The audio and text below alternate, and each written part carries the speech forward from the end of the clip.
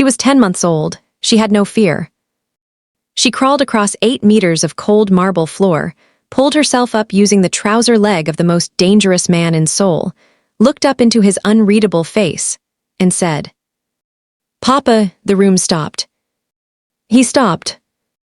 And I, standing in the doorway of an office I was never supposed to enter, heart completely suspended in my chest, I watched something happen to a man I had believed was made entirely of stone. Something cracked, right there, right in front of me, but I need to take you back to where this really begins. Because that moment, that one word from one small mouth, did not come from nowhere. It came from 9,000 kilometers of distance, from grief that had no name, from loneliness that lived in two very different people who had no business finding each other. My name is Amara Wanjiru Kamau. I am from Kasarani, Nairobi. And this is the story of how my daughter crawled into the heart of a man the whole of Seoul was afraid of, and how he let her stay. Before I tell you about the baby, I need to tell you about the man, because you cannot understand what happened in that office unless you understand who he was, what he was. Why the house staff spoke his name the way people speak near broken glass, carefully, quietly, aware that the wrong pressure could cause damage. Park Yi-won, 41 years old. Owner of the Park residence on the elevated north side of Seoul, a house so large and so silent it felt less like a home and more like a statement. Clean marble floors, heavy dark furniture. Rooms that were always prepared and rarely used. A garden maintained to perfection by a gardener who came twice a week and never spoke to anyone. On paper, he was a businessman. Investment. Real estate. Several companies whose names appeared in financial papers and nowhere else. The kind of wealth that does not advertise itself because it does not need to. But I learned the truth in pieces. From Esther, my cousin who had been in Seoul 2 years before me, who found me this position. Who sat across from me in her small apartment the week before I started and lowered her voice in a way that had nothing to do with the neighbors hearing. She said, "Amara, the Park family is not simply a business family." I looked at her. She looked back. "The investments," she said carefully, "the companies, they are real. But they sit on top of something else, something older, something his father built before him." She paused. "There are people in this city who owe Park Yi-won things that cannot be written in any contract. There are people who cross the street when they see his car. There are government officials who return his calls within minutes, not because of his real estate portfolio." I was quiet. "Is it safe?" I said. "For me to work there?" "The household is safe," she said firmly. "He does not bring that world into his home. The staff have never been in danger. He is in the house, a different thing than what he is outside it." She reached across and held my hand briefly. "But you must understand what you are walking into. He is not simply a quiet rich man. He is a man with weight, real weight, the kind that has consequences." I thought about it for one night, then I went. Because I had come 9,000 kilometers from Nairobi, for a reason, and fear of a complicated man was not going to be the thing that turned me around. But I did not fully understand what Esther meant until my 3rd week in the house. I was in the upstairs hallway when 2 men arrived at the front door, not staff, not family. Something else entirely, the way they held their bodies, the way they waited, the particular stillness of men who are used to waiting in rooms where the wrong movement is expensive. Mrs. Song, the head housekeeper, a woman built from precision and quiet authority, showed them to the study on the ground floor. 20 minutes later, when they left, I happened to be near the top of the stairs. I saw their faces as they went. These were not men who showed fear easily. I could see that in how they were constructed, the set of their shoulders, the deliberate calm of their expressions. But when Park Yi-won opened the study door to let them out, something moved through both of them. Something that was not respect. Something older than respect. I pressed myself against the wall and held very still and understood, in that moment, exactly what Esther had meant. This man carried something that ordinary wealth does not produce. He carried consequence, and I, Amara Wanjiru Kamau, a maid from Kasarani with a blue suitcase and her mother's Bible, was living under his roof. Let me tell you how I got here. Not the long version, just the truth. I grew up in a house that was small but never empty. My mother Grace, a woman built from patience and prayer, raised 4 children on a school cleaner's salary, and whatever extra came from selling uji porridge at the school gate before 6 in the morning. I had wanted to be a nurse. That dream got folded away when the money for nursing school did not exist, and the money for my brother Mwanga's university fees did. You know how it is in African families. You know how mothers decide, with their whole body and not just their mind, which child's future to protect first. And you know how the older ones, the ones who are already standing, step aside. I stepped aside. I did a housekeeping course, worked in 2 households in Nairobi. Built a small folder of references that I kept like currency. Then Esther called. South Korea, a placement, good money, enough to send something home every month and still save. I prayed about it. I sat with my mother on the bench outside our house on a Saturday evening. The sky doing that orange-pink thing that only Nairobi evenings understand, and I told her. She was quiet the way rivers are quiet when they are deep. Then she went inside and came back with her old Bible. Your grandmother carried this from the village, she said. I carried it from my father's house. Now you carry it from mine. I cried that night, but I went. The cold at Incheon airport hit me before anything else. Korean winter air, the kind that goes through your coat like it is made of paper. In Nairobi, even the coolest mornings have softness. But this cold was sharp, honest. Welcome asterisk, it seemed to say. Nothing here will be what you expect. Esther met me at arrivals. She had gained good weight, and her smile was real, and she held me for a long time, and I pressed my face into her shoulder and breathed the something from home of her. That first week, she taught me the necessary things. How to bow, how to remove shoes at the door, the important phrases asterisk anyonghaesyo, gamsahamnida. Minehabnida, how to say jal miaksumnida before a meal. Meaning I will eat well. A gesture of respect for whoever cooked that Esther said had once softened a suspicious Korean grandmother in under a week. And she taught me about Park Yi-won, the real version, the one I just told you. I started at the Park residence on a Monday in January. The house was exactly what I expected and nothing like it. Yes, marble floors, cream walls, heavy dark furniture, the kind of expensive quiet that money buys. But also, a traditional landscape painting near the front door, old enough to have faded at its edges. Dried flowers in a glass vase, preserved deliberately. And near the shoe rack, a pair of small women's slippers, pink, delicate, sized for feet much smaller than mine. No one touched those slippers. I watched Mrs. Song dust around them with particular care, not moving them, not disturbing them, treating them the way you treat something sacred. I understood without being told. His wife. Still there because he could not remove them. Mrs. Song's briefing was efficient and complete. The bedrooms cleaned in the morning. The kitchen was Una the cook's domain. The office on the 3rd floor, cleaned only on Thursdays, only when Mr. Park was at his morning appointments, completed before noon, every item returned to exactly where it was found. Does he come to the office at other times? I asked. He lives in the office, she said. I saw Park Yi-won for the first time on my 3rd day.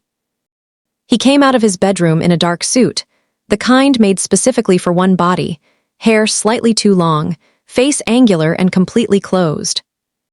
The face of a man who had decided his expressions were private property. He looked at me, I bowed. He gave one precise nod and walked past. That was our first interaction. Esther laughed when I told her. That is actually good. For Park Yi-won, no complaint is the same as approval. I need to tell you about David quickly. Because without David, there is no baby, and without the baby, there is no moment in that office. David Achieng was from Kisumu, a scholarship engineering student finishing his final year in Seoul. I met him at a Kenyan community gathering, the kind Africans organize wherever they find themselves in the world, as if to remind each other, we are still here. We are still us. Someone had made palau. Someone had brought chapati. There was ugali wrapped in foil that had traveled across the city in someone's handbag. Saudi Saul from a Bluetooth speaker. David was eating his palau with the focus of a man who had not tasted home cooking in months. I sat beside him because it was the only open seat. He had a face made for smiling, wide, honest, open. "MTU wa Nairobi?" he asked.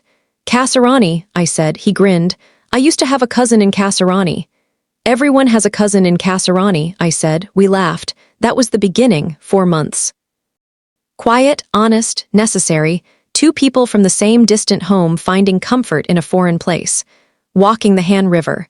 Cooking Kenyan food and calling our mothers on video while we ate.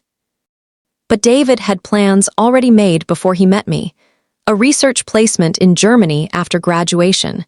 3 years in the building before I sat next to him. He told me by the river, wind cold enough to make our eyes water. He held my hand and looked at the water. "I do not know how to change this," he said. "Then go," I said. "Amara, we made no promises, we were honest. Go do what you came to do." He left in April. I discovered I was pregnant in May. I will not dress this up. I sat on the edge of my small bed holding a test with 2 clear lines, and I let myself feel the full weight of it. Fear first. Yes, absolute fear. Then something quieter but more stubborn. Something already rearranging itself inside me the way a tree rearranges its roots when soil shifts. I called David. He was in Germany. He heard something in my voice immediately. I told him. Silence. "Then tell me what you need." "I need to know if you will be present," I said. "Not physically, but present, honest, in the child's life." "Yes," he said. "I promise." He kept that promise in the ways he could. Sending money, calling, being honest from a distance. But the more urgent question was the one in front of me. I was a live-in maid. I was pregnant. I was in the house of a man who, as I had just learned, was not merely a quiet businessman. I was in the house of Park Yi-won. I told Mrs. Song on a Thursday morning in the linen closet, where we seemed to have all our important conversations. She stopped counting pillowcases. She looked at me. "You are keeping it," she said. Not a question. "Yes," I said. "I will speak to Mr. Park," she said. My heart went cold. "Mrs. Song, if there is any way, Amara," firm but not unkind. "He owns this house. You live in this house. This cannot be managed around him." That night, I opened my mother's Bible to the Psalms and read them until my heart slowed. The next morning, Mrs. Song found me after breakfast. She said, "Mr. Park has made his decision." I braced for the end of everything. She said, "You may remain. Your duties will adjust as the pregnancy progresses. There will be a review after the child is born regarding arrangements." She paused. "He said he sees no reason to end a good employment relationship over a matter that does not affect the quality of the work." I exhaled for what felt like the first time in 24 hours. "He said that," I said quietly. "Yes." I thought about those men who had come to the house, the fear I had seen in their faces. This man, the one who produced that particular weight in people, had just decided to protect my position. Not because he was required to, because he chose to. I did not say anything more about it. But I did not forget it either. Now let me tell you what I discovered about him, not what people told me, what I found myself. One Thursday morning, cleaning day for the office, I arrived early. The office should have been empty, but the door was slightly open, and I heard something, a man's voice, quiet, talking. Not on the phone. I understood enough Korean by then to catch pieces. He was talking about mountains, about a promise, about being sorry. I had seen the photograph on his desk, a young woman in a yellow dress, smiling at whoever was holding the camera with the ease of someone completely loved. He was talking to her, to his wife. I backed away from that door without making a sound. I went down to the kitchen and sat for a long time. Because in that moment, Park Yi-won, the man whose name made officials return calls in minutes, the man who carried consequence like weather, became something else entirely to me. He became a person, a grieving person, a lonely person. Carrying something so heavy that even men like him could not carry it without breaking, at least in private, at least when they thought no one was listening. Then Mrs. Song told me the rest. She told me over evening tea in the kitchen, a ritual she had started when my pregnancy began, as if it granted me new standing. She said, his wife was pregnant when she became ill. She lost the child before she passed, a girl. She looked at her cup. He has never spoken of it to anyone in this house, but I have worked here 11 years. I know what that silence carries. I looked at my tea, the yellow dress in the photograph, the pink slippers at the door, the dried flowers in the vase.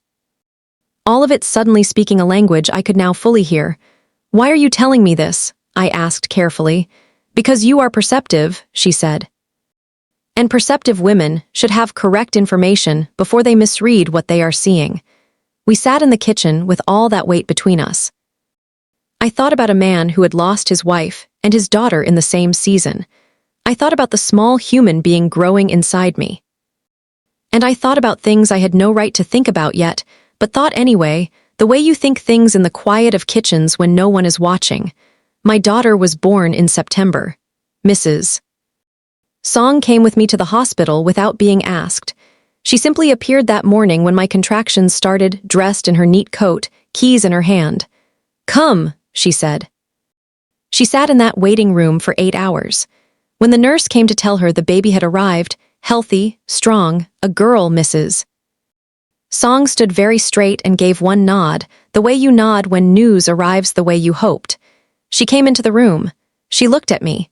She looked at the baby in my arms. Then, the only time I had seen her do this, she smiled. A complete smile, one that reached everything. What will you name her? She said. I looked at this tiny creature.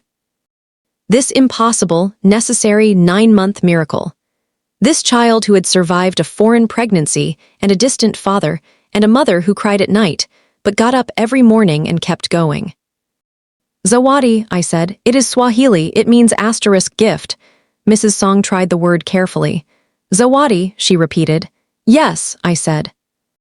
Outside in the hospital corridor, Esther and her friends celebrated the way Kenyan women do for a new baby, ululating with full commitment, producing sounds that caused significant confusion, and then delight among the Korean hospital staff who had never experienced anything quite like it. I returned to the park residence 1 week later. My room had been rearranged. A solid, good-quality cot had appeared, proper mattress, clean bedding. Someone had measured the space and selected something that fit perfectly. I asked Mrs. Song who had arranged it. She said only, it was handled. I have my suspicions about who handled it. I kept them to myself. The first months with Zawati were the most exhausted and the most full I had ever felt simultaneously. She was a serious baby. She did not cry excessively. She studied everything with enormous dark eyes, like she was filing information, taking inventory of the world and deciding what she thought about it. She had her father's wide-open face and my mother's intensity. I carried her on my back in a kanga, the traditional way, baby warm and snug, your hands free, your rhythm becoming the baby's rhythm. The first time Park Yiwon saw this, Zawadi asleep on my back, me polishing the hallway table, he stopped at the top of the stairs. He looked, not rudeness, a genuine pause. A taking in of something he had not seen before. I straightened and bowed. He gave his nod and continued. But I saw it, the way his eyes moved to the small head visible above the kanga fabric. The way something in his face went very quiet, a different kind of quiet from his usual closed expression, softer, and then there was Yuna. The cook, a woman in her mid-40s, short hair, apron worn even when she was not cooking. We had spent months communicating through gestures and the universal language of pointing at things, because my Korean was still growing and her English was minimal. I developed a strong aversion to the chili paste used in many Korean dishes. The smell alone made my stomach turn violently. I had been managing it quietly, staying out of the kitchen during certain cooking times, saying nothing. But one morning, I walked in to get water and Yuna was frying something with that paste, and I had to press my hand over my mouth and practically run out. I stood in the hallway, breathing carefully, eyes closed. I heard Yuna behind me. She touched my arm lightly. The way someone touches a fragile thing, I opened my eyes. She was looking at me with an expression of complete understanding. She had one hand pressed against her own stomach, not current, just the memory of it. The gesture of a woman who had been pregnant once, who remembered exactly. She nodded slowly. The next day she began preparing a small portion of every meal completely without that paste, set aside in a separate dish, before she added spices to everything else. She did this every single day for the remaining months of my pregnancy. She never mentioned it, never expected acknowledgement, she just did it. That is what I mean when I say kindness is its own language. And there was Mr. Beek, the oldest staff member, late 60s, white hair, the unhurried calm of someone who has made peace with time. When I began showing more visibly, he quietly started appearing whenever I was carrying something heavy, not announcing himself. Simply materializing, the way old men in African villages materialize when something needs lifting, and taking whatever was heavy from my hands without comment, carrying it where it needed to go. And disappearing again. Once I said *Gamsahamnida, he waved his hand, it is nothing, do not mention it, and kept walking. These small things, these small, unrequested, unrewarded things.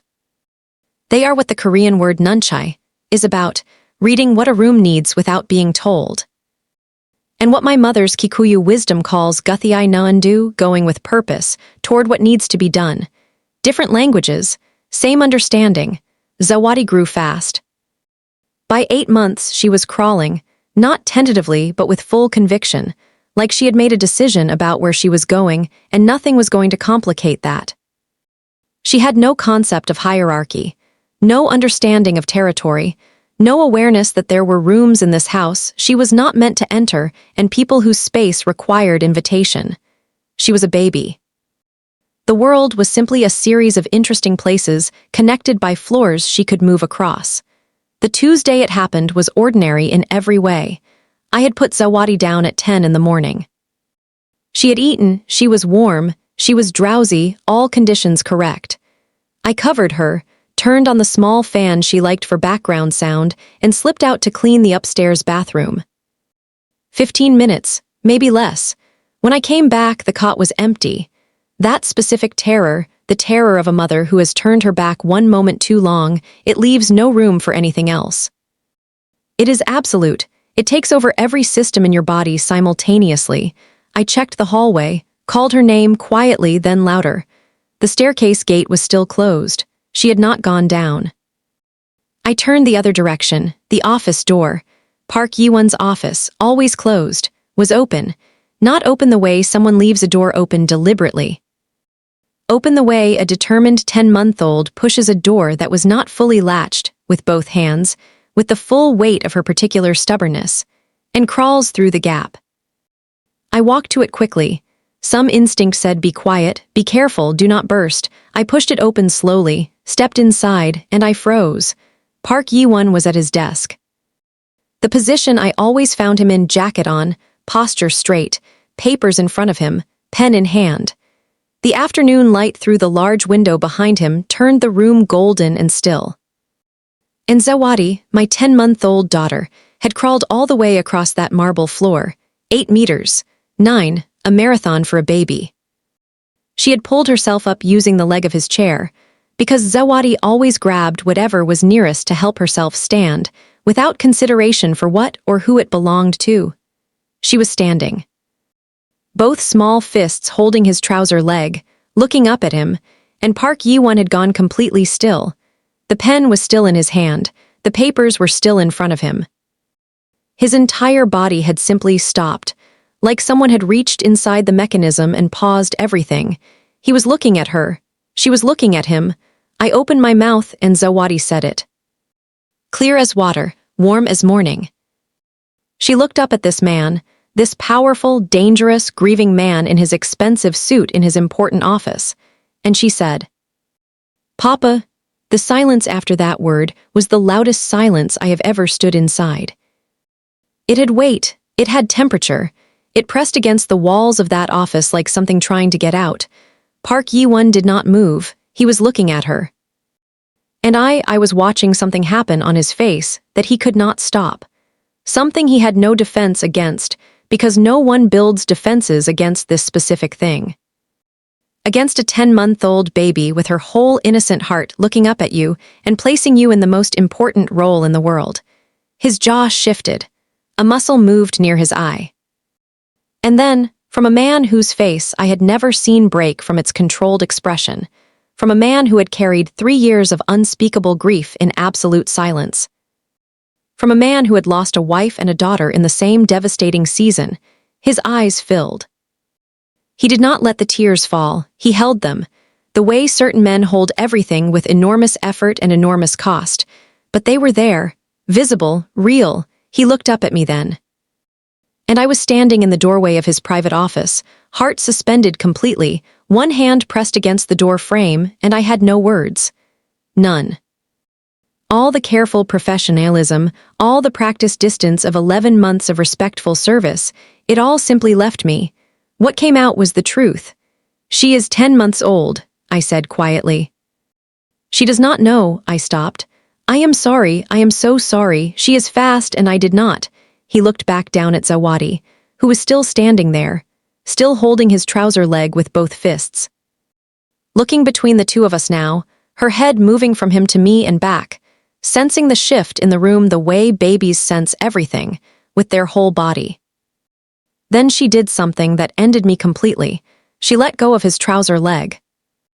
Lowered herself, carefully, deliberately, the way she did when she was uncertain of the landing, back to sitting on the marble floor.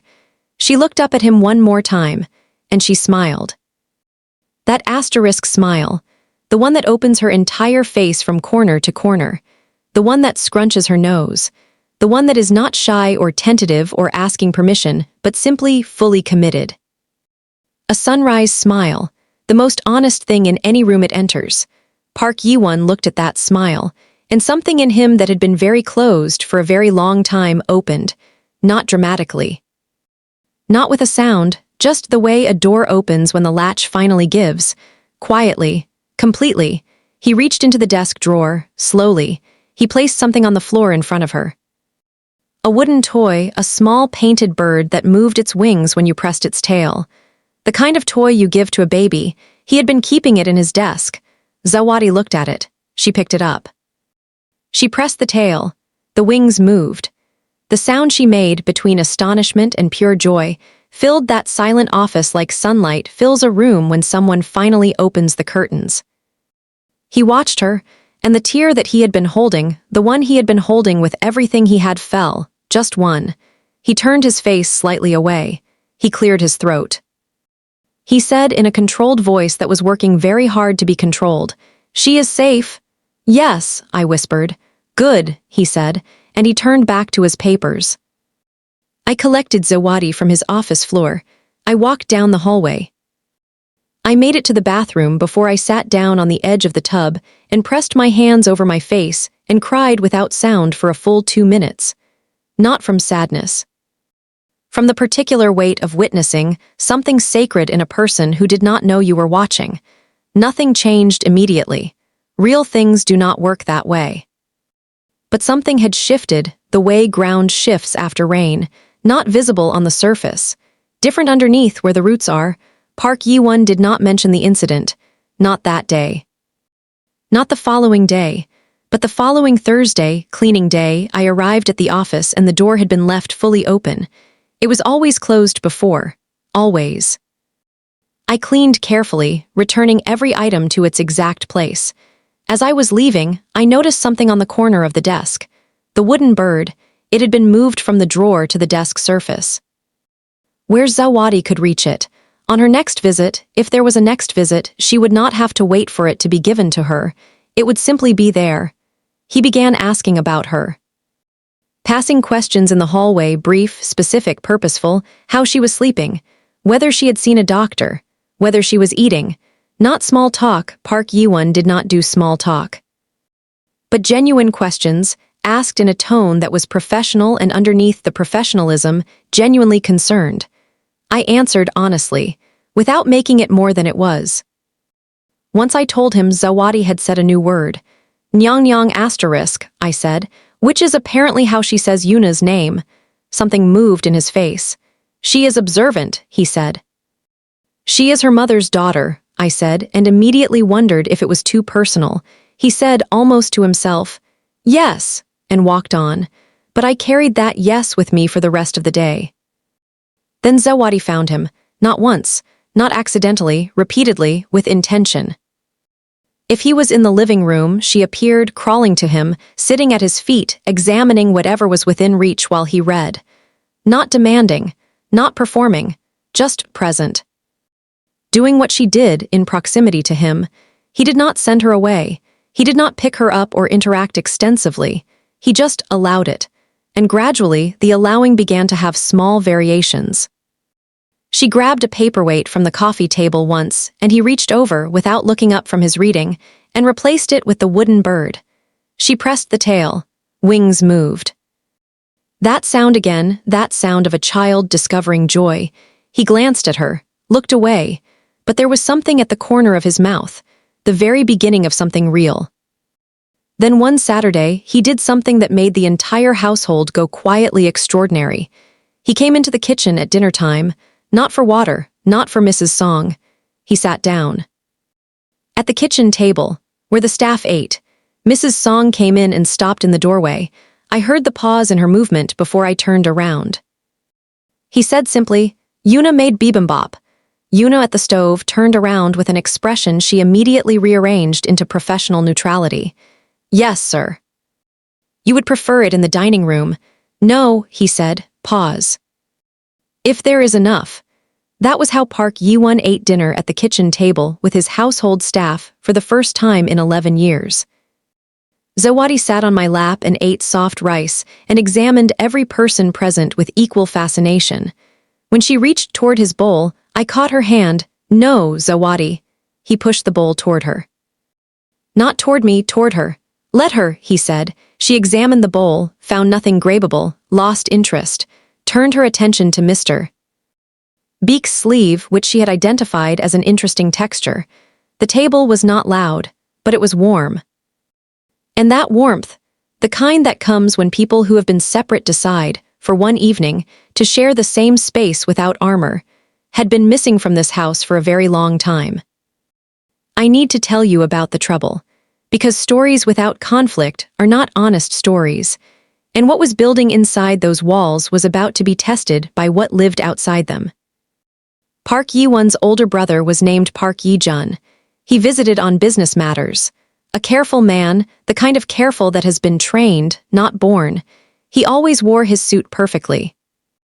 He always spoke at exactly the right volume. He always seemed to be calculating something behind his eyes. One Wednesday evening, I was in the upstairs hallway with folded linens when I heard raised voices from the living room below. Park Yi-won and his brother. I was not trying to listen. But voices carry in a quiet house. I caught pieces. My Korean was strong enough by then, something about reputation, something about appearances. Something about the foreign woman and her foreign child, something about how certain circles were noticing. How it was becoming a topic of conversation, in rooms where the Park name needed to mean one specific thing. And then Park Yi-won's voice, controlled, but with something underneath the control that was harder than steel. He said, my household. My decisions. His brother's voice lower. It is not only your name, Yi-won. There are people watching everything you do. You understand what that means. Park Yi-won, I am aware of what it means. A door closed, footsteps on the stairs. I pressed against the wall and looked at the linens in my hands as if they were the most important objects in existence. Park Yi-won came up the stairs. He stopped when he saw me. Our eyes met. He looked at me for a moment that lasted longer than it should have. Something moved through his face, not the grief, not the warmth, but something in between, something complicated and honest. He said nothing. He went to his office. The door closed. That night I sat on my bed with my mother's Bible and felt the full weight of what I had heard. Not immediate fear. I had survived that version before. Something quieter and more persistent. The weight of knowing that my presence in someone else's world creates pressure I cannot fully see. That by existing in a space not designed for someone like me, I become a problem for people I never intended to trouble. There is a particular tiredness that comes from that. An African woman working in a Korean crime family's household, pregnant, then a mother, then gradually becoming something more than staff. Every layer was a new way for the world to have opinions. I knew this kind of tiredness from home too, in different forms. The woman expected to become small so others can remain comfortable. I wrote to my mother. I told her I was not sure how long this was sustainable. That I was tired in a way that was not about the work, but about the energy it took to exist in a place where my presence was constantly being decided about. She wrote back fast. Faster than usual, as if she sensed urgency.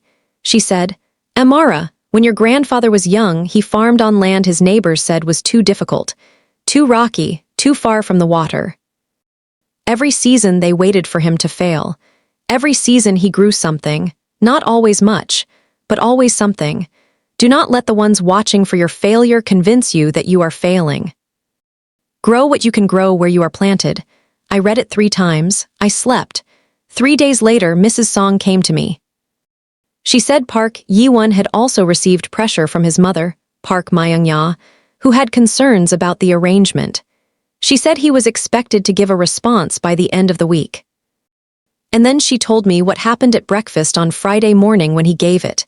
He told his mother, "Amara and her daughter remain. The arrangement is working." There is no sufficient reason to end a good employment relationship. He would appreciate her respect for his decisions about his own household. Park Myung-ya had set down her spoon.